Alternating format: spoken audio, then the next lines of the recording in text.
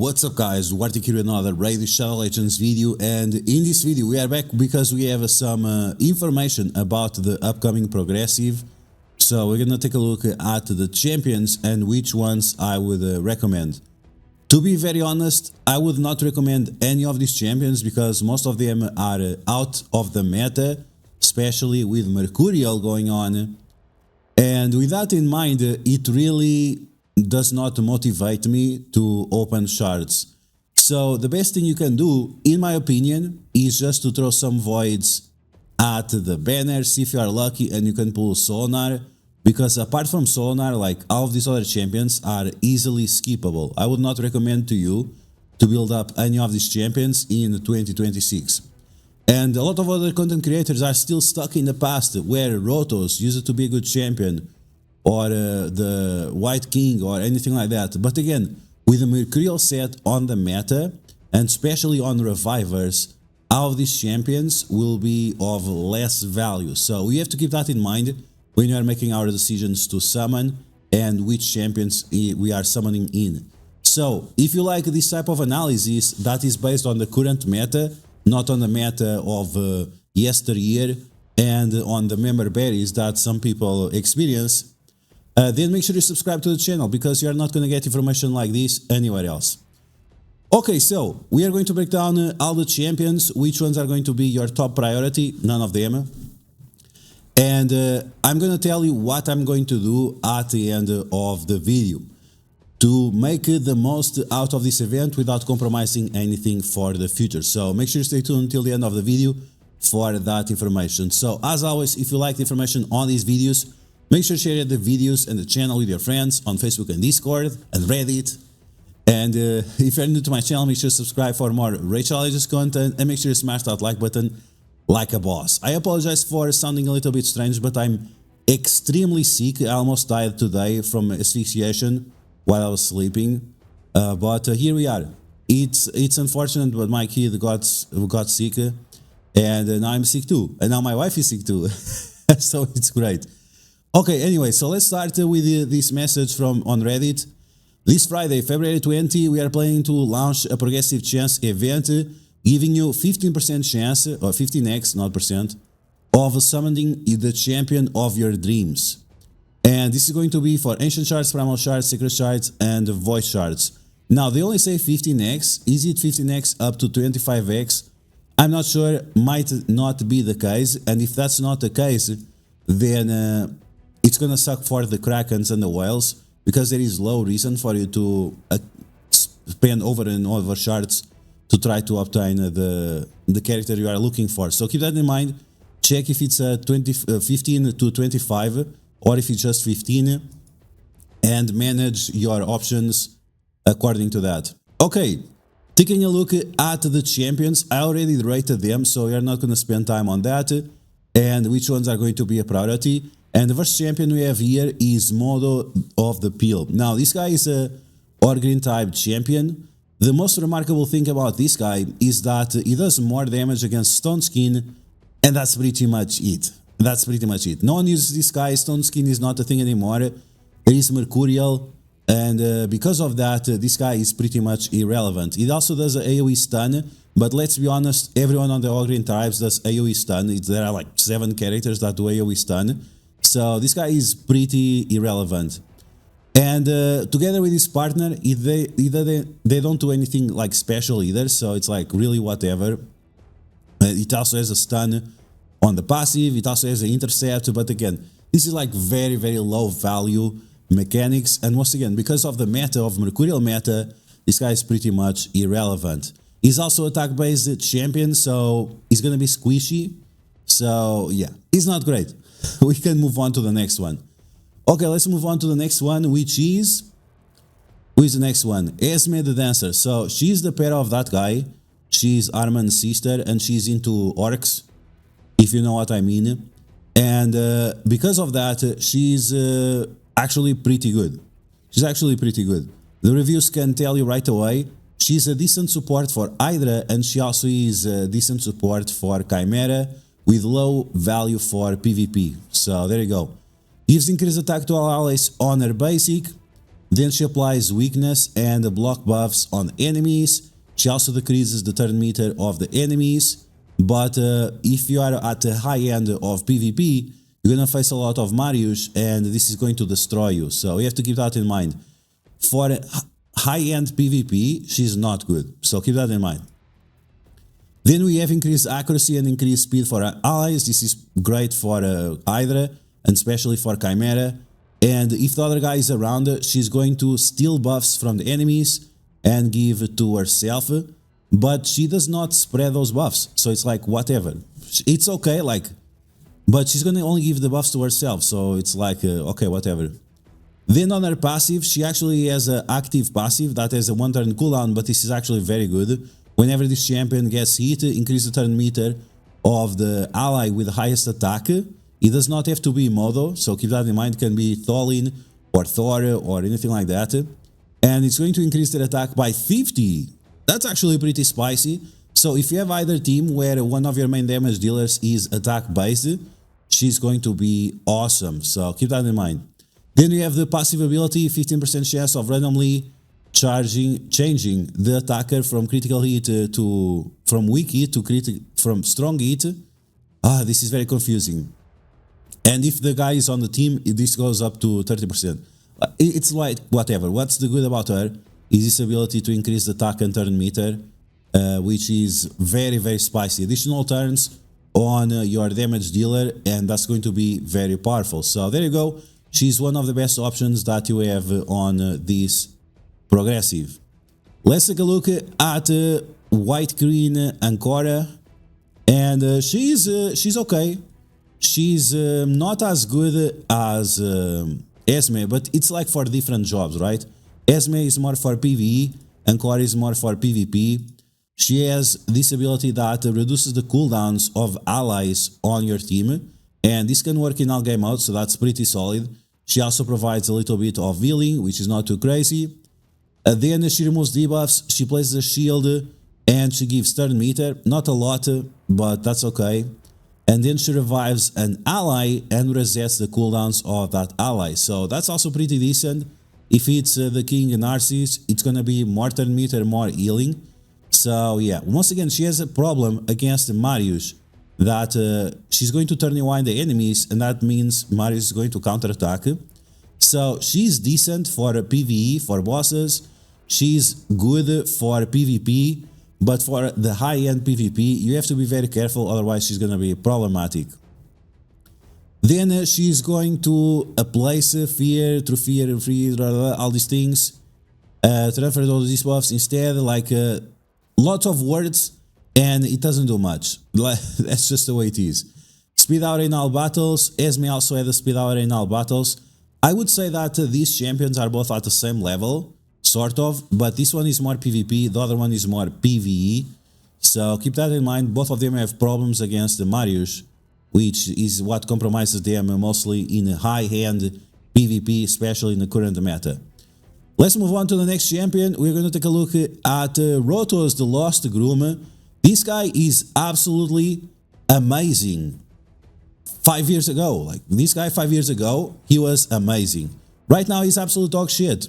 And that, I apologize, there are a lot of Rotos fans, but this guy right now is absolute dog shit because of Mercurial. It blocks all damage. So, and even if you have unkillable and block damage, which this guy ignores, it does not bypass us through the Total Guard and Mercurial set. So the low value that this guy had in 2026, it became 0. If it was already low, if it was like 30%, it became like 0. So yeah, it's still going to be useful for Faction Wars Zard or anything like that. But beyond that, it's not going to be good at all. So keep that in mind. What some people will tell you that this guy is amazing and so on, it's not the case in 2026. Mercurial completely shuts down this guy. And because now teams are so fast, he doesn't even have a chance of taking a turn or stacking his attack and each HP and so on. So yeah, he's very off the meta in 2026. Let's move on to the next champion, which is going to be who? We have Cisia. Okay, so Cisia, she's from the Demon Spawn, and she is okay. She's okay. Where is she? Here. She's actually part of some promo code, so yeah, that might be a bad sign, but it's not the case. So on her basic, she does a triple attack, and this is nice for the current meta, right? This is great to break Mercurial. The problem is that none of the other abilities are like relevant enough. So yeah, if you triple tap plus fear or something like that, that would be cool, but it's not the case. The other abilities applies weakness, applies defense down, HP burn maybe, instantly activates HP burn. Like, does anyone really care about HP burn in the current age? Only if you have Vulcanus. If you have Vulcanus together with this girl, they'll be a very powerful group. But if that's not the case, then it's like whatever. And this means that in live arena, if you're gonna take her and you're trying to take Vulcanus, it's very unlikely that you're gonna get some value out of her. Now, you could also pair her up with Ilvi and with Tormin. That would be okay.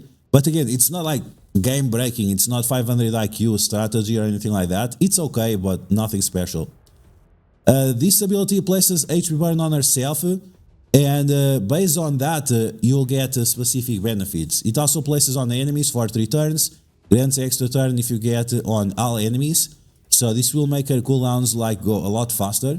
It's like she has 2 turns cooldown, but she's not doing anything special with those extra turns. So yeah, increases champion speed and damage by 3 for enemies under HP burn. She's an attack-based champion. She has 1 AoE, and the other ability doesn't do anything. So yeah, she's not very good. She's not very good. She's not like, she's garbage. Is she better than Rotos? I'm not sure. I think they would be at the same level. So yeah, let's move on. Let's go take a look at the other champions. We have Oella. Okay, Oella, she's actually pretty decent. She's not amazing by any means, but she's decent. I would say that she's one of the best options we have available here. On her A1, she's going to apply slow, nothing special. Her synergies with other guy are irrelevant, so forget about that. Shields up allies for 30%, it's a decent amount. Increase the duration of all buffs by 1. 3 turn cooldown, again, it's not amazing, but it's decent, especially on Titus teams or any teams that use a lot of buffs. Like for example, some Leonardo team or some Giat team or anything like that. She can be okay.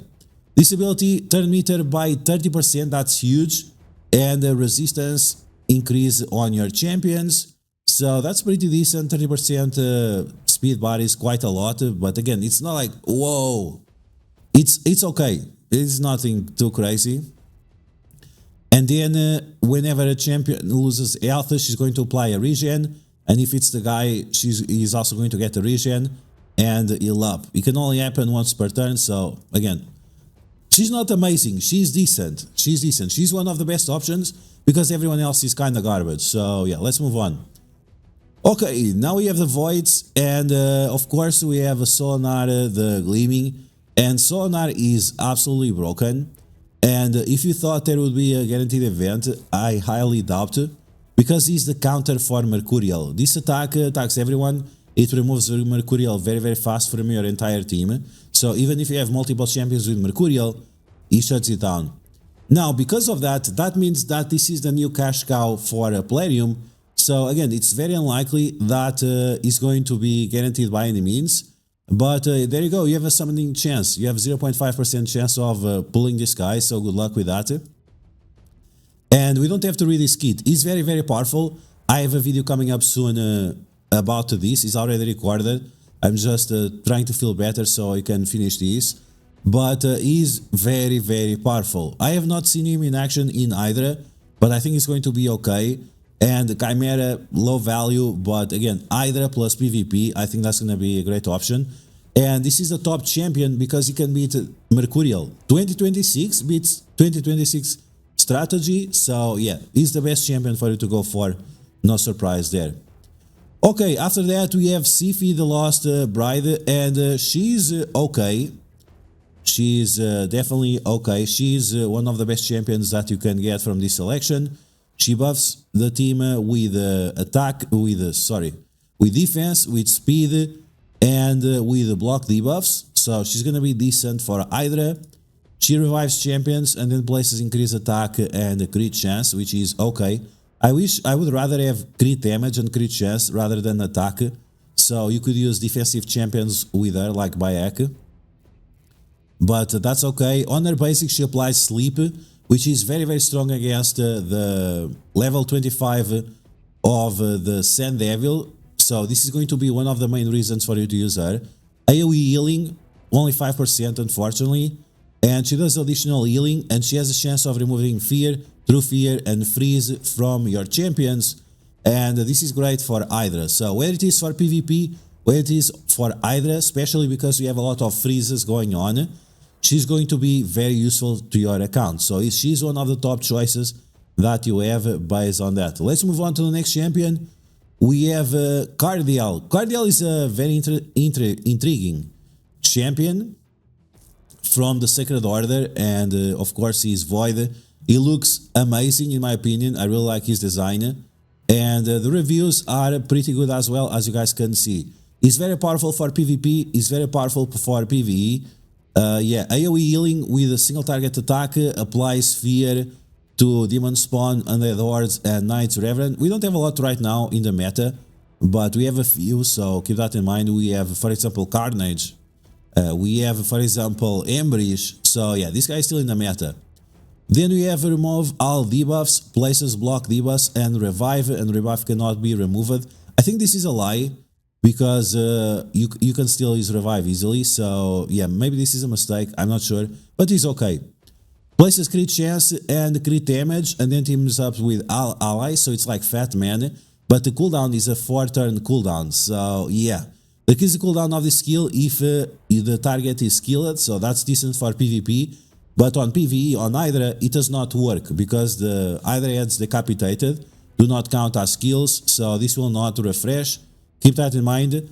Still, with all of that in mind, he's very, very strong. He also has aura of speed, which is great. And then we have allies receive less damage from the specific faction, and he has a chance of teaming up with any ally up to 30%. So he's going to attack, he's going to heal 30% of the time, which is pretty awesome. So if you have a fast team, like for example Turtles, he's going to attack quite often. And like I said, he's decent for PvP and for PvE. Now the last champion we have is the King, and the King is okay. He was better in the past. He's still okay. He ignores shields, he ignores strength, he does a lot of damage, he attacks twice if you have any of these effects, and he increases the cooldowns of the enemies when he is attacking with a basic, but they don't have any kind of assist on their kits, so that's kind of a lackluster ability. He attacks twice with this ability, but it's only 2 times, so you cannot break Mercurial. It's decent, but it's nothing special. And then you have the passive that it takes less damage in different situations. So he's okay, nothing too crazy, so yeah, keep that in mind. Okay, let's take a look at the ratings that I gave to these guys. We have already this prepared, so here we go. My top picks for your Sacreds would be White Queen and Cora, or Oella, followed up right after by Esme. I think these champions are somewhat at the same level, but of course Esme and the Queen and Cora have value for PvP and PvE, while Oella is just for PvE, bosses and dungeons and so on. So, but yeah, she would be one of the priorities. White Queen and Cora after, because she can be useful for faction wars because of the revive and the cooldown reset. And Esme, again, she's decent, but there are Marius on the faction wars, so yeah, she would make Marius to clap you, so she would actually be compromising. The damage dealers, I think they're all garbage, so yeah, skip all of the damage dealers, they are kind of garbage. In terms of the voids, of course Solinar is going to be the number 1. He's beyond any of the other champions that we have available. Sifty Loft's Bride is above the other ones as well. Cardial is slightly behind because he's more of a support but for damage rather than support in general. And White King Narcissus is the last option because he's very limited on his own, and even with White Queen he's just like mid. So yeah, so this is the priority. These are my ratings. Make sure you take a screenshot of that, and we'll be back tomorrow for the Heroes Path to see what's up. I have only 6 shards available, so I'm not expecting anything too spicy. Beyond these 6 voids, I'm not expecting to open any more shards. I'm going to open these 6 voids and see what's up. After that, I'm going full nuke on my gems and complete the event with gems, because let's be honest, these champions are kind of garbage and I'm really not interested in anyone. Maybe the White Queen and Cora, but that's pretty much it. So that's going to be the video, guys. I hope you guys enjoyed. If you did, make sure to smash the like button like a boss. And if you found the information helpful, make sure to share the video and the channel with your friends on Facebook and Discord and Reddit. If you're new to my channel, make sure to subscribe for more Raid Legends content, and I'll catch you guys later, whenever I feel better.